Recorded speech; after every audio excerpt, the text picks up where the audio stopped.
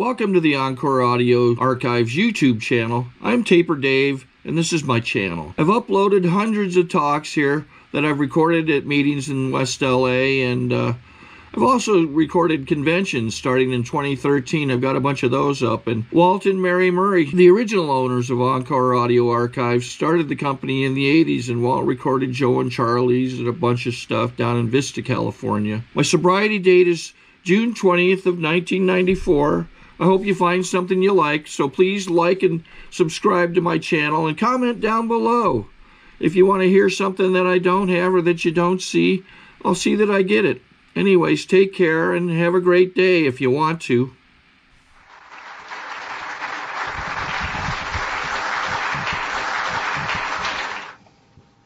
My name is Ray O'Keefe. I'm an alcoholic.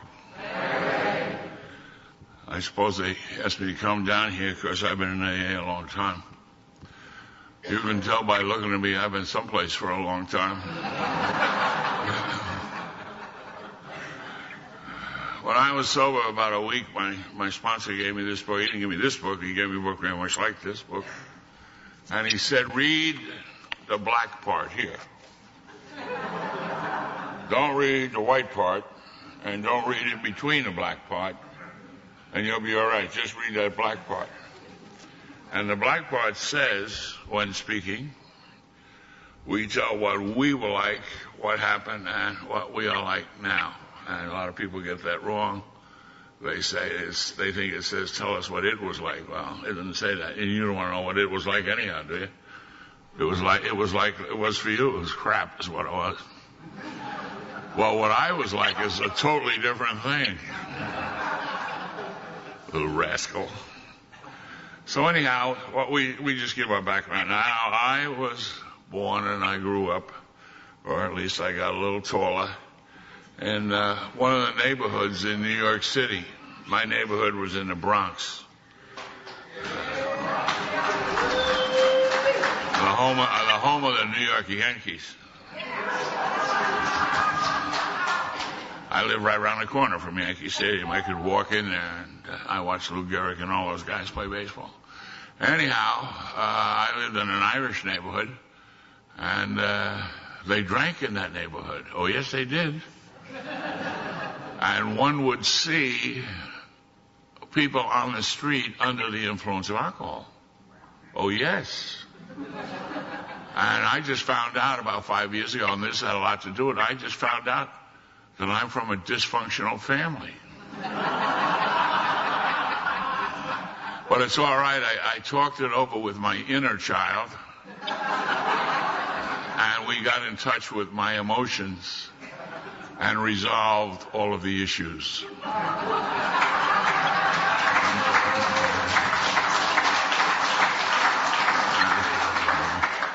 Now that we have that horse shit out of the way, we get on with AA now. Try a little AA. So if you looked where I lived, you see a little drinking. My mother, the widow O'Keefe, was known to take a drink from time to time. And if the pressure got on, Kitty would go for the light wines and the spirits, and something would fly, usually one of the children. My brother Billy, on the other hand, was a very bad drinker, and in a neighborhood of Irish drunks, Billy O'Keefe stood out. So when I showed up at the local institution and ordered up whatever it was they were serving 13-year-olds that afternoon, nobody paid any attention to me. It was just another O'Keefe, and give them a drink, and let's get on with it. And I don't remember what they gave me. I suspect it was a beer. That's what we drank. But whatever it was, I loved it. I liked everything about it. I liked the way it looked. I liked the way it smelled. I liked the way it tasted. I liked what it did for my head. I liked the noise, the smoke, the fist fights, the Irish music, the bullshit. I loved it. And I went after it with a great passion for the next many years, and here I am. I was going through the parochial school system, in a manner of speaking. Where else would someone named O'Keefe go to school? A lot of people knock the Catholic school system. I do not. They instructed me well. They gave me a good education free. And, of course, they saved me from going blind. And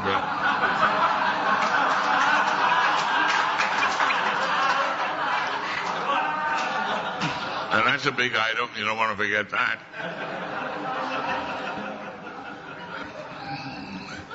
I had a lot of trouble in school with these people. I was thrown out of high school a number of times. I held the neighborhood record for being thrown out of high school, a record previously established by my brother Billy. How it happened, I really, to this day, I'm not sure. I really don't know how it happened, but I was taken into a college.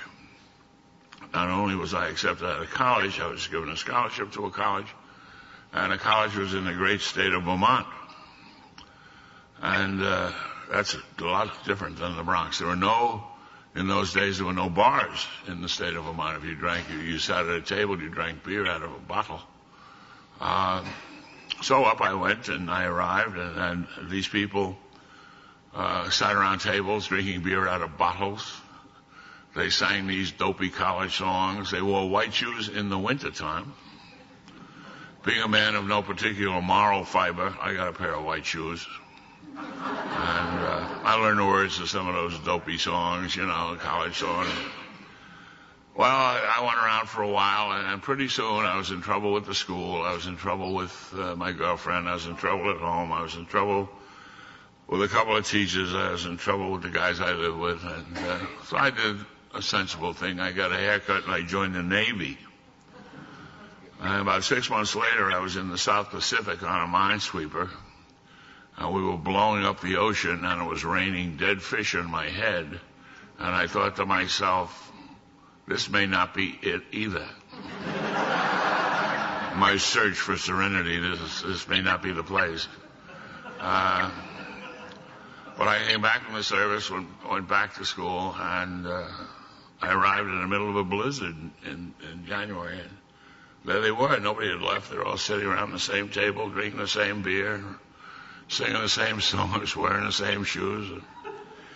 And now a grateful government was giving me money every month, and that's a wonderful thing. And so I was moderately solvent all the time, and therefore drunk most of the time. And college is a big blur. I have no recollection of it, really.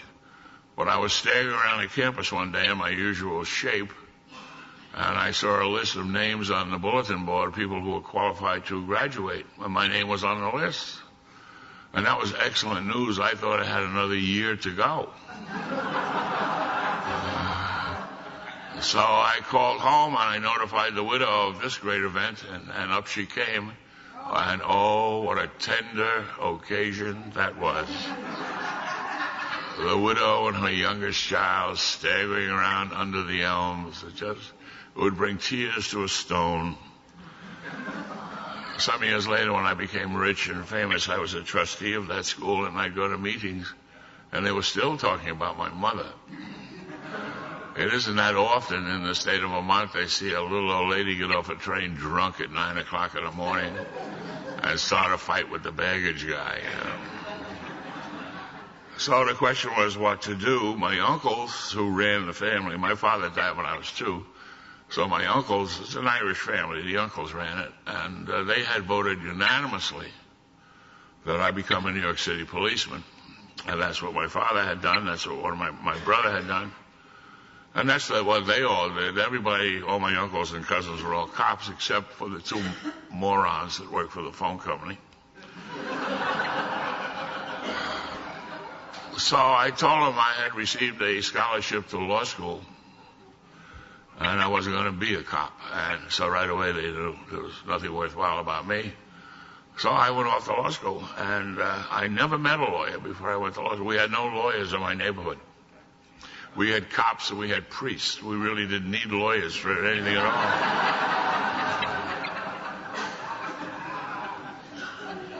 I hate to be disloyal to the profession, but I must tell you, when I got to law school, I was in the company of the greatest collection of stiffs that had ever assembled under one roof. Oh, they were deadly. They all had on a blue suit and they wore eyeglasses. So I went out and got a pair of glasses. I didn't need glasses. I got a pair of glasses. And I had a blue suit and I fit right in. And I went on the wagon because they scared the life out of you in law school. And I listened to that first lecture and I said, oh. So I went on the wagon and it was not difficult. I just stopped, said, hell with this. And I drank so much.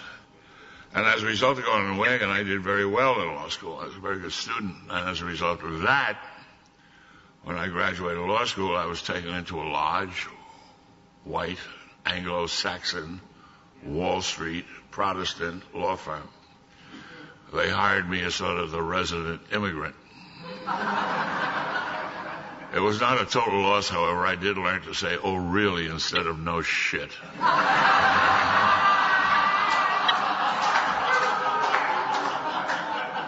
I said, oh, really? Oh, that's very nice. My superiors there determined I should be trained as a trial lawyer, and so they sent me up to the courthouse in New York City to learn my business, and I was only there a matter of moments when I discovered that all the really smart guys were across the street in a bar. So I moved my whole operation into the saloon, and I learned to drink in a different way, a civilized way lawyers drink. I learned to drink it scotch in a tall glass with ice. You sip on that. It's very genteel. I discovered all of the mysteries and all of the rituals of the very, very dry martini. And to this evening and to this moment, my love, my admiration, and my affection for the very, very dry martini is surely the greatest case of unrequited love the world has ever seen. I was so loyal, and they almost killed me. It was time in my natural development that I be married. And I had located this lady, or she had located me. Who knows how these things happen. I was working as a bellhop in a hotel, and she was a guest. And I carried her luggage, and that pretty well characterizes the relationship right now.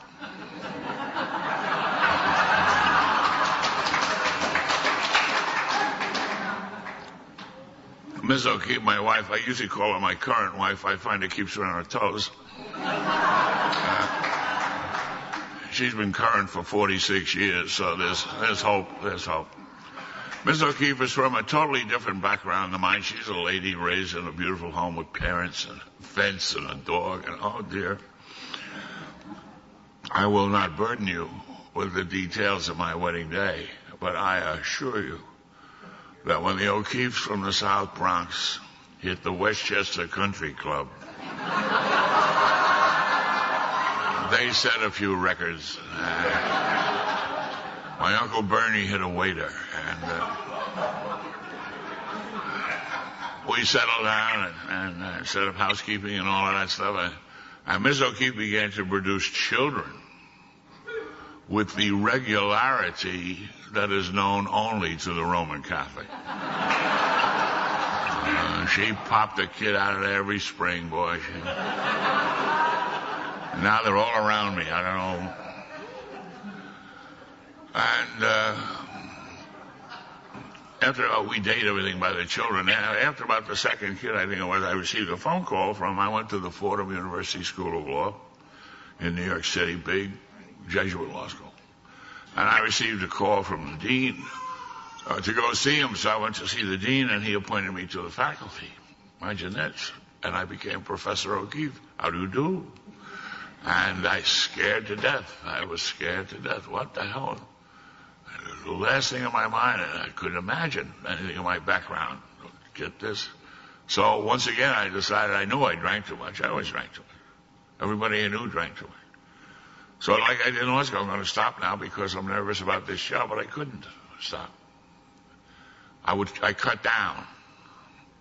I didn't drink quite as much. You know, I drank more when I was drinking less than when I was drinking more, because when I drank less, I got so goddamn nervous, I had to drink more so I could drink less so I wouldn't get fired for drinking more. Does that make sense? Yeah. But the way that worked out, about three years later, it turned out I was a good teacher. I was a competent law teacher. And once I found that out, there was no point in trying to control my drinking. And I wasn't doing so good anyhow. And I had an older brother, Billy, 4 years older. You're not taking us to be brothers. He was a poster Marine. That's what he was. He was a United States Marine, 30 years. And I did everything like Billy. Billy, I couldn't. I wasn't an athlete. And then at some point I tried to do everything like Billy. I drank like Billy. Billy drank until he fell down, or the building went on fire, or the cops arrived, or something happened to interfere with it. So I went back and had to drink that way. By this time, we had it up to maybe 5 kids, maybe more. A lot of kids. They're all over the house. You see them around. Noisy little bastard. And this time, too, Miss O'Keefe began to talk ugly about me. She became disloyal. Yes, she did. Very disloyal. And she said there was something radically wrong with the way I drank. She's not a lawyer. She does not have the benefit of a legal education. And I'm kind. I explain things to her because of that. And besides that, her mother was never right. I don't want to say any more about that, but her mother was not right. So I will explain to her, see how you handle this. I would explain to her the relativity of drinking. Which is to say that some people drink more than other people. Are we all right here now? And I would explain that to her. And I say, I don't drink that much on a relative scale. As a matter of fact, I don't drink as much as my mother. And she would say, nobody drinks as... What is a person to do now? She's insulted my mother. I can't, So this drove her crazy, literally, and she betook herself to her physician, who, as you might imagine, is an obstetrician. And he couldn't find anything the matter with her until she told him about me, an act of disloyalty. And he immediately sent her home to me with a message. The message was that I was an alcoholic and I should go to AA. I am one of the few men in Alcoholics Anonymous who comes here upon the advice of a gynecologist.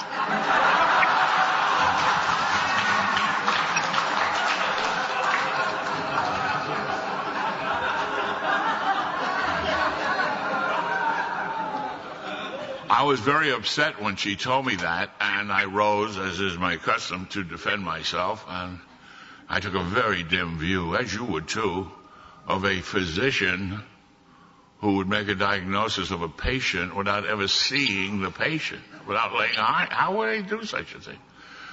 And then, of course, I went into the sorry state of the medical profession generally, and I asked her a question to which she not yet discovered the answer. I asked her what kind of a man became an obstetrician in the first place.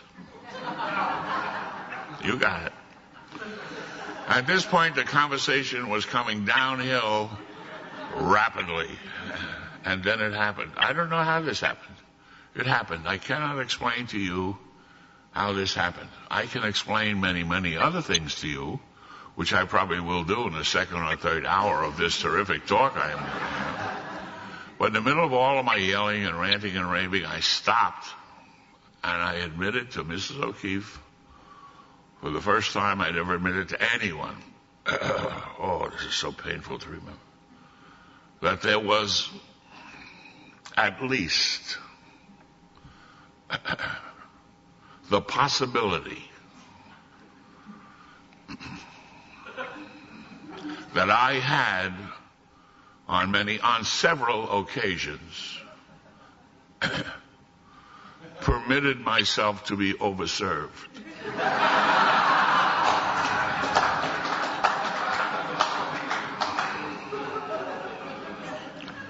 Ms. O'Keefe Bill Martin knows him. Miss O'Keefe is a woman of great resource. She sprang into action.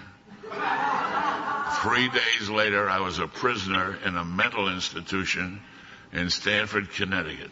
And I was only there a matter of moments when I discovered a very serious architectural deficiency in the building. There was no doorknob on my side of the door. And there was some guy peeping through the hole in the door.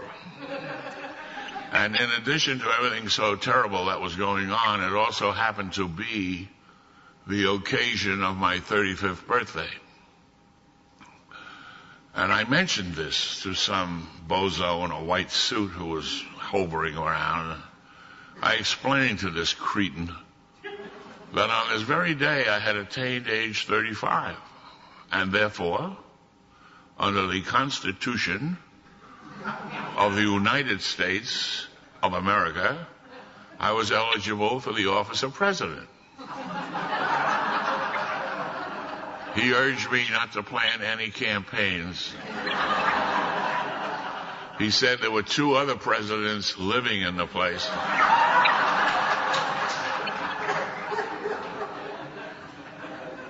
These were happier times. There were no alcoholics allowed in hospitals. There were no rehabilitation centers. There were no 28 goddamn stupid programs. There were no alcoholism counselors. Loony bins for guys like me. So I was playing Monopoly all day and all night with 3 guys who were there, and they weren't alcoholics. They were just there. And we played a lot of Monopoly, and one of them was under the impression that I was his real estate broker. So if you know anything about the game of Monopoly and some nut thinks you're his real estate broker, you do pretty good, you know. I had the boardwalk, I had a number of houses, some hotels, and I was not drinking. And I was not thinking of drinking. The Monopoly therapy was working.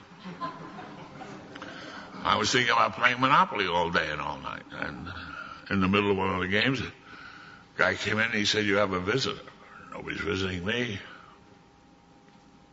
I went in my large executive type padded cell and waited for the visitor, and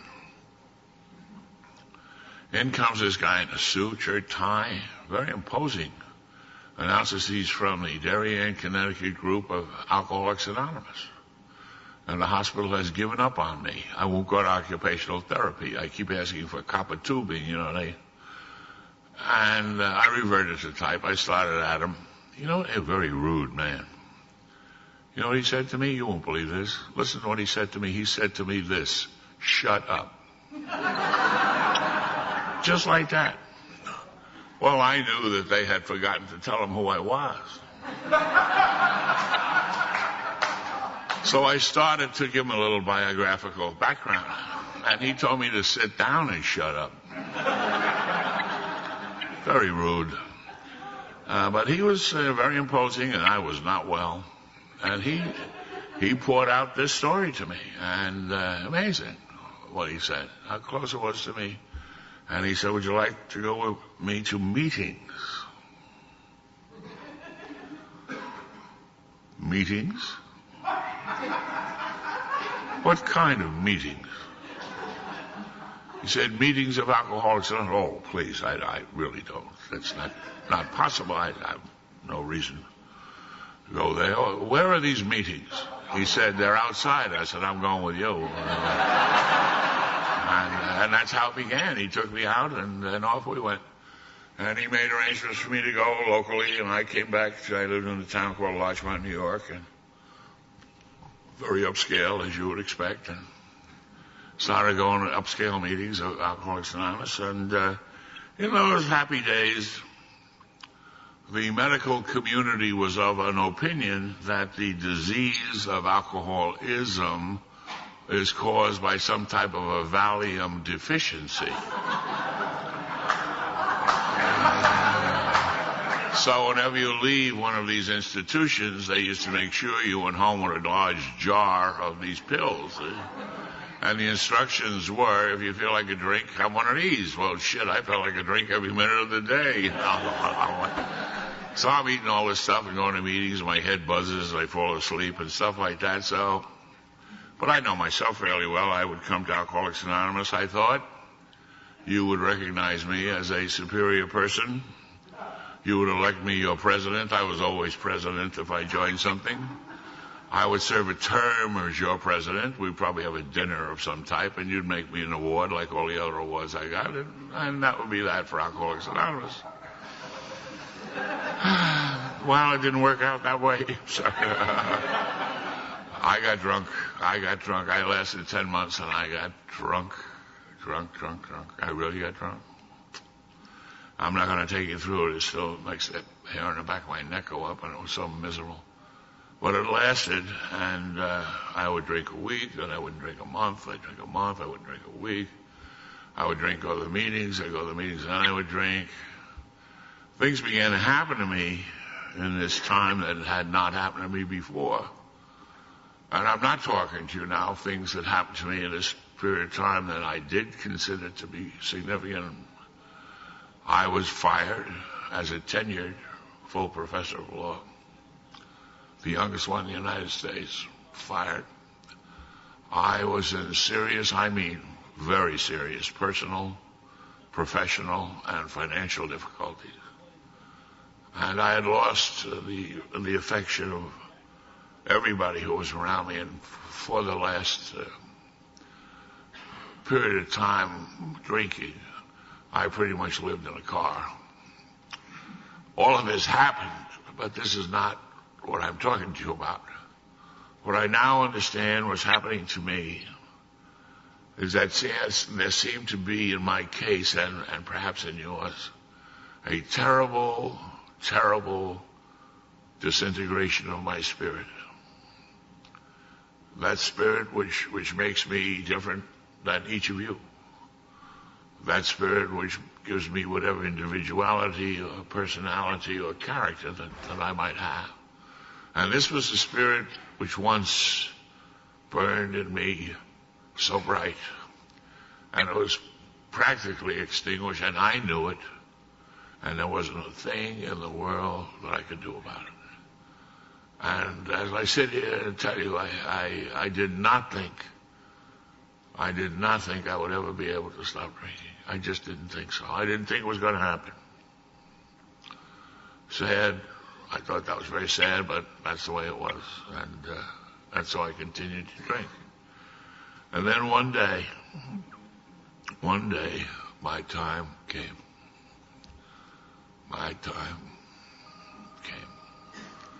I don't know any more about this than anybody in this room, but it does seem to me that there is a time for all of us, and there is a time for each of us. And I say to you, there's a line there somewhere beyond which we are simply not permitted to go. And it seems to me there's a point somewhere below which we just are not allowed to sink. And there's also, I think, a level of pain somewhere beyond which no human is required to endure. Now, of course, I don't know where this would be for you. How would I know such a thing? I only know what happened to me. And I think it is a personal and it's an individual thing. And it's different in each case. And in some cases, it may be death. And that's the way it was for my brother Billy. They called one night from the Veterans Hospital in Minneapolis and to tell me that my brother was dead from alcoholism. And he had collapsed in the street, and they brought him in to the vets, and he died. And so my brother, my hero, died the way alcoholics oftentimes do, without friends, without family. And he was a long, long way from our neighborhood in the Bronx. But I'll tell you this. My brother Billy doesn't drink anymore. He's finished drinking. Now, for other people, it can be something trivial. But that line is there somewhere. And I came to it, and I didn't know that it was going to be my last day of drinking. It was November 24th, 1965. I had no idea that would be the day that I would stop drinking. I had gotten a place to be, I was still a lawyer. I wasn't a law professor, I was still a lawyer. And I'd gotten a place to be a lawyer. So classmates of mine let me stay in this place. And I had made a lot of money that day. And I had a handful of money. And there was a bar in the lobby of the building. So I had a decision to make. And I called up a man who's my sponsor. His name is John. And I talk about him a lot.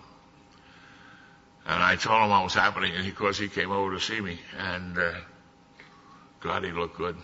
And I felt so bad. And I told him, I'm not doing well here. What should I do? You know that look that sponsors have? He gave me one of those looks. And he said, don't drink and go to the meetings. You'll be fine. I said, you see, I don't know why I bother with you. You have no idea what the hell is going on here. The real problem is this place where I'm trying to work. This is no place for me. I'm too good a lawyer to be in this dump. Yeah, he said, well, if you don't drink and you go to the meetings, you'll probably get a better place to work.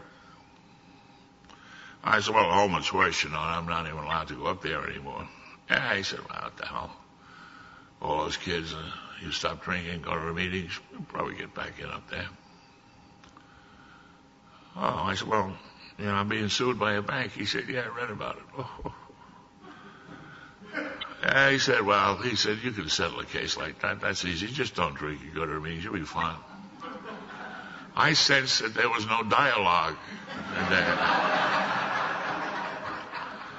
And so did he, I think, because he said, come on, you're not doing anything, let's go. So he made a phone call or so, and he took me over to Grand Central Station. He stuck me on a train going up to Larchmont. It's about a 40-minute ride. And halfway up, I reconsidered, What the hell I'm calling this moron? Don't drink, my ass. Wait till this train stops. I show you don't drink. And that's my attitude. I get off the train, and standing on the platform of the station was the guy who delivered the mail to my house. His name is Al. He was chairman of the local AA group, Al. Al says, get in the car. I said, Al, you're a nice guy, but I don't hang out with mailmen. He says, somebody called me about you. Get in the car. So I can't have a fist fight with a mailman or anybody else for that matter, so I get in Al's car, and he says, don't drink, go to the meeting, same old crap.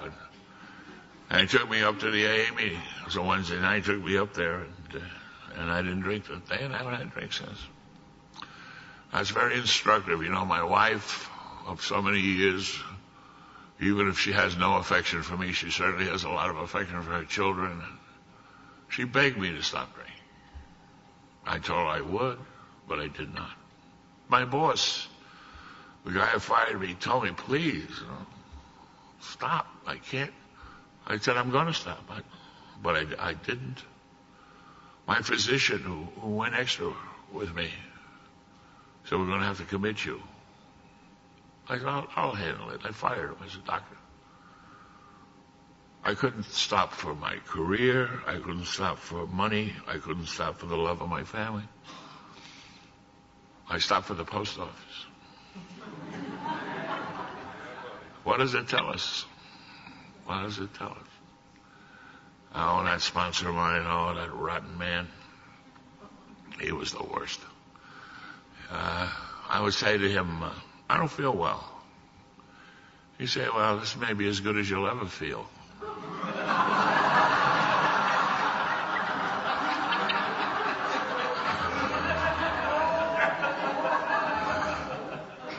I said, well, when will I get a good job? He said, yeah, when you're ready. I said, well, how will I know I'm ready? He said, I just told you you'll have a good job. So it was like dealing with a Zen master, you know. It was all smoke and bubbles and all that stuff. It was tough. I go to him with stuff in the book. I said, what is a power greater than my own? Don't you think it's a little vague? What the hell is that? Power, and it's a capital. What is? He said to me, yes. He said, a power greater than your own is a power greater than your own.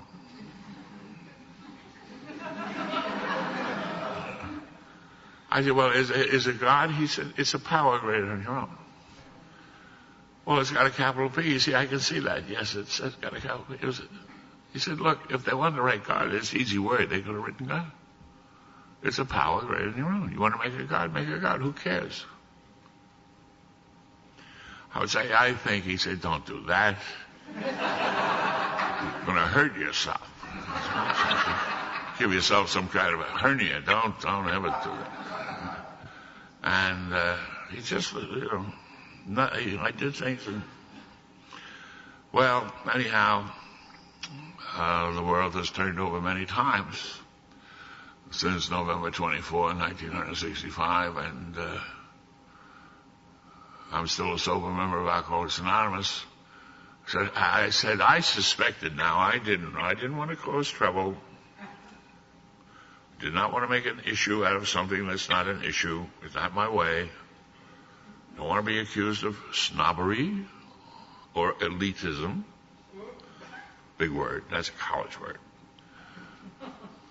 But it did seem to me that a number of this group that I was attending in my first years, there were 8 of them, and it occurred to me very few of them, if any of them, had attended college. And I told that to my sponsor. He says, you're lucky they have you in a room. I said, well, how many nights a week do I have to hang out with this crowd? He said, yeah, we've talked about that. We think 7 ought to do it. 7 means I said, geez, that's every night. He said, yes, that's right. You're getting it already. I didn't let him push me around. I went to 9 now with him. Now I live in Kure Beach, North Carolina, and I go to 6 meetings a week. And I think Alcoholics Anonymous, the power of Alcoholics Anonymous, which is considerable, which is in your life, my life, everybody's life, is in the meetings. It's here with us. It's not in the cars, it's not in the restaurant, it's in the meetings of Alcoholics Anonymous. That's where the power is. And that's what I need, isn't it? That's what I need. I am going to impose myself on you for a few moments. Lately, I've been reading the correspondence between Bill Wilson and Dr. Carl Jung. If you recall, in our book, Alcoholics Anonymous, there is the instance there where Roland Hazard, one of Bill's young friends of great wealth, was sent by his family to be taken care of by Dr. Jung, and he spent a year with Jung, and Jung released him as being cured and all the rest of it. He was drunk a week later, and he was back to Jung, and in our book, Jung really didn't appreciate the fact that Roland was an alcoholic. He was treating him for bipolar, manic depressive, that kind of stuff. And Jung passed a death sentence on Roland Hazard, and he said, I have never seen an alcoholic of your kind recover. You will go insane and you will die. And Roland said, my God, isn't there no possible? Oh, Jung said, yes, once in a while, now and again, here and there, but it's a phenomenon. It's not repeatable. People like you find a religious organization. So Roland Hazard, it's nice to have wealth. He found the Oxford group, and he just stopped drinking with the Oxford group. He moved them all up to Vermont, to Manchester, Vermont, where he had a farm. His family had a farm. He found Ebby Thatcher in front of the court, in front of a judge in Bennington, Vermont. He got Ebby dry. Ebby never really did get sober. And Ebby brought the message to Bill. And so Bill, in 1960, on the occasion of our 25th anniversary, wrote a letter to Young, and he said, "We of Alcoholics Anonymous consider you to be a founder because of the advice you gave to Roland Hazard, who brought it to Ebby Thatcher, who brought it to Bill Wilson, who brought it to Bob Smith. And now we are hundreds of thousands of members. We're up to about 3 million now. And we are in X number of countries, I think 144 at the moment."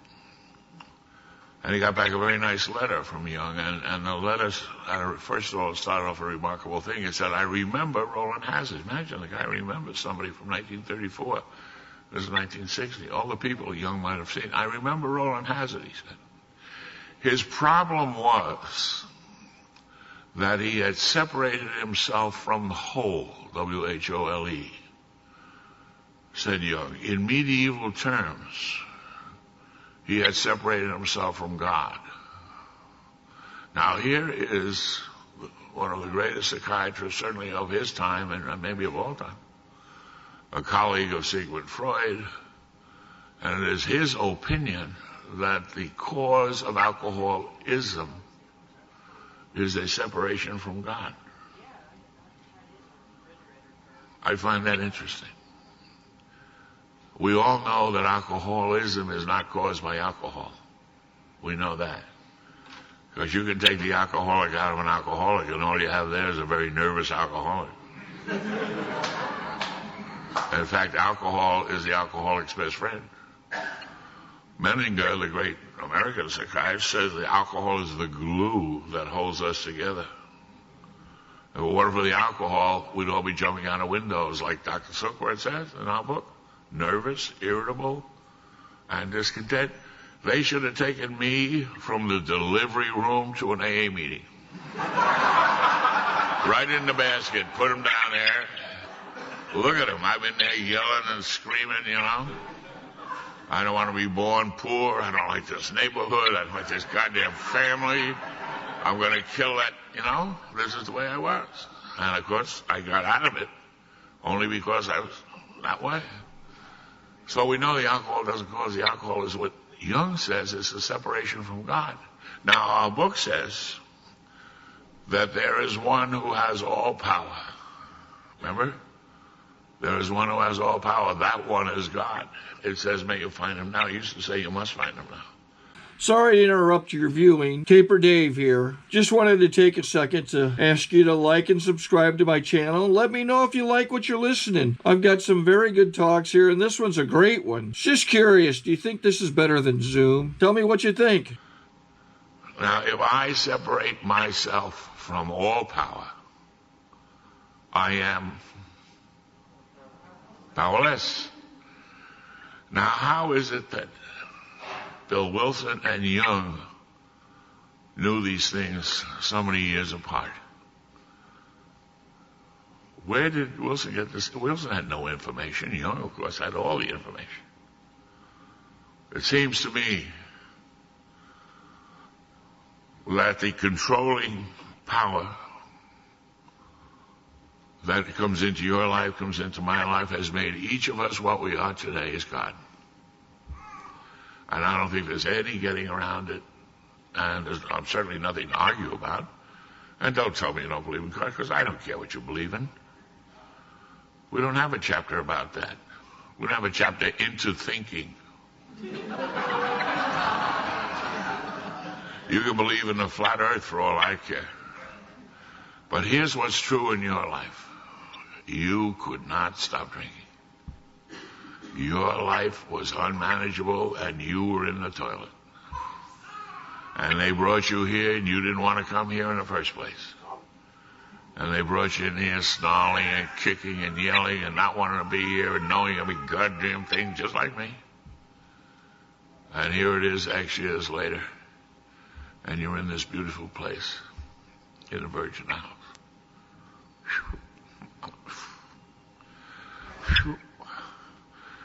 That's a long, long way from Akron, Ohio.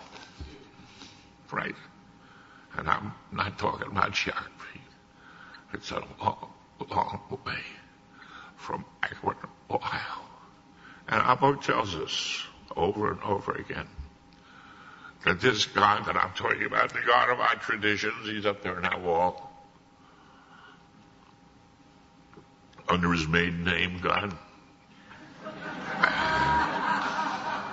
It says, our book says he does not make too hard terms with those who seek him. That's what our book says. He does not make too hard terms with those who seek him. Are these too hard terms this weekend? Are you kidding me? We're in paradise, for Christ's sake.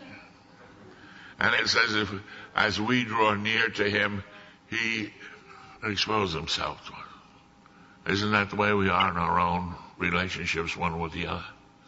You want to know about me? Get my car. You want to know about me? Join my group. You want to know about me? Go to the meetings I go to. As you draw near, I'm not going to tell you all about me all at once, but as you draw near, I'll let you know. And I'm not religious. I'm not trying to convert you to anything. I'm not religious. I have nothing against church. I just don't go there. It doesn't interest me. I didn't start out. I came here just to stop drinking. I did not come here to become a spiritual giant or your beloved guru. It just sort of worked out that way.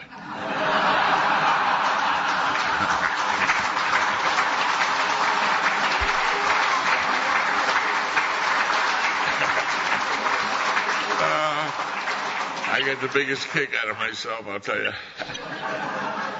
Well, whenever I'm finished, I know you don't want me to, but I gotta stop. I always refer to this page. I read this page this morning. I read it every morning. It's the last page of our book.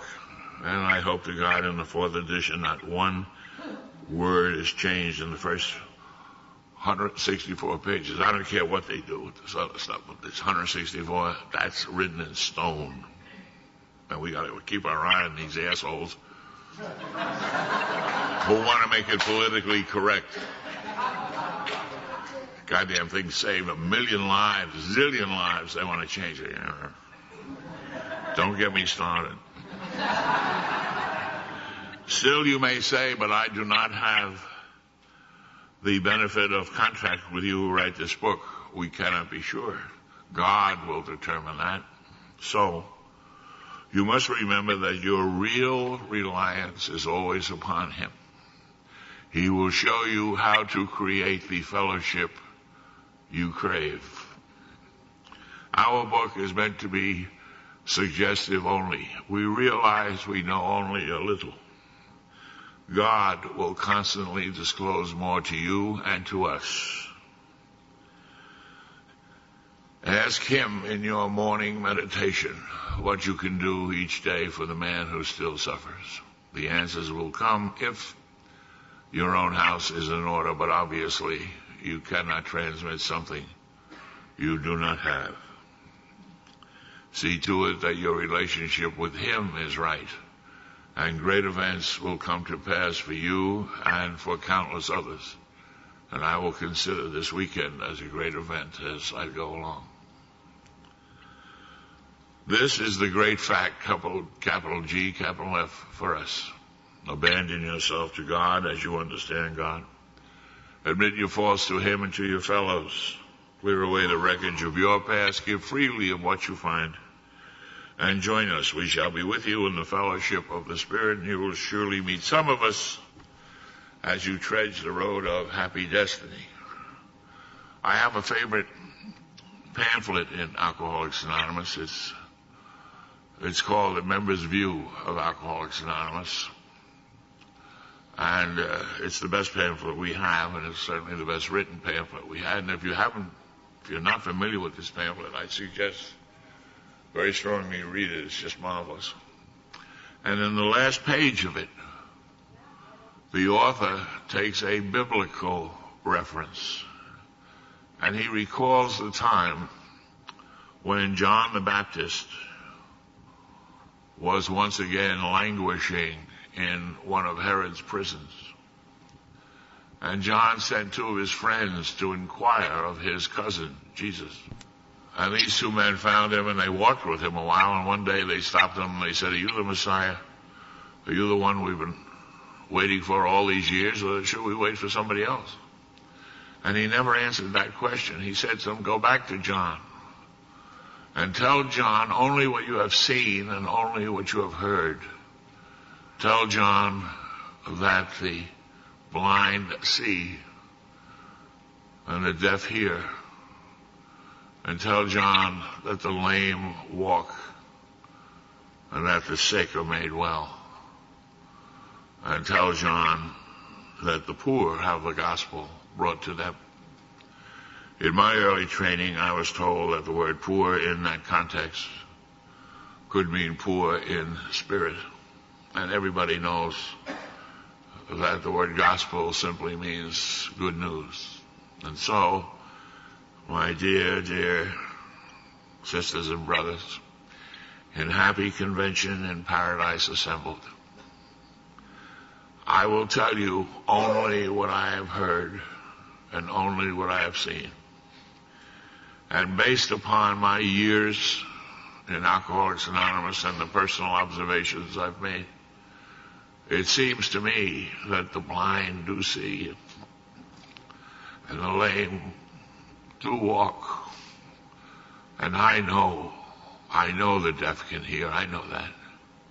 And most certainly the sick are made well. And I have seen over and over and over again, through the longest day and into the darkest night, the good news of Alcoholics Anonymous brought to the alcoholic who suffers, the poor in spirit. God bless you.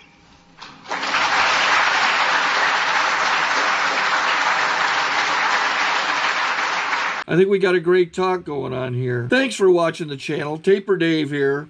Just curious, do you think this is better than Zoom? Okay, this is how I prepare my drone for launching.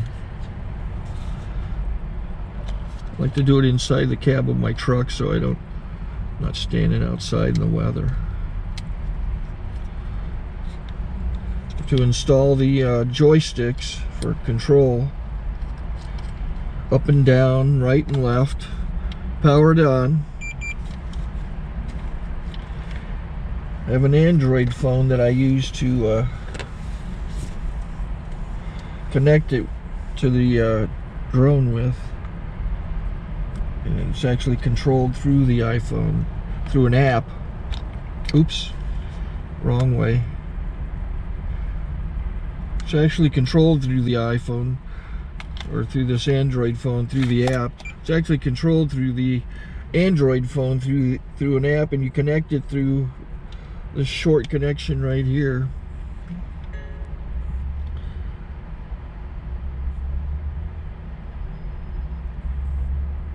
Remote control connected. Remote control's connected. So I pull out the drone. I have to extend the legs, long legs extended first, then the short legs. Remove the gimbal protector. Set that aside, then power it on one short burst, then one long burst. I lay it down. So I have to go to calibrate. So the drone's not connected yet. It shows you here as this drone gets disconnected, even though the remote's powered on. So the drone has to establish it's connected. So I go into the app to calibration mode. First I'll calibrate the remote controller. Start calibration. Out, in, out, in, up, down. And then this little wheel is to control the gimbal. So it's calibrated. go to gimbal calibration, start calibration, and then it calibrates the gimbal. I don't know if that shows up. The gimbal's moving all over the place. Changes, you can see it on the video. And I'm calibrated to take off. It's acquired 7 satellites at the moment. There are 26 satellites up in the sky, which it has to acquire before you can take off. So it's connected. It's got enough satellites. This is white. I can go to press this little arrow button, swipe right to take off, and it would start the motors if I slid this to the right, but I'll wait till I get outside. Don't want to do it inside.